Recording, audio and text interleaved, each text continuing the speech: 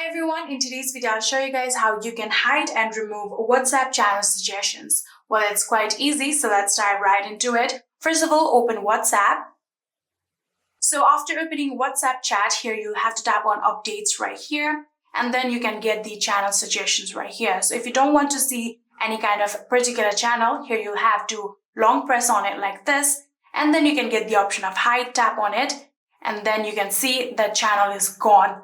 So you can do that individually. There is no option of choosing all together and hiding it all. If you want to simply hide these all channels, you'll have to tap on this arrow right here. And here you can see now the channels are not showing anymore. And like that, you can try to hide and remove any WhatsApp channels. I hope this video was helpful to you guys. If it was, please do not forget to hit that subscribe button and like our video. Thank you so much for watching. See you in the next.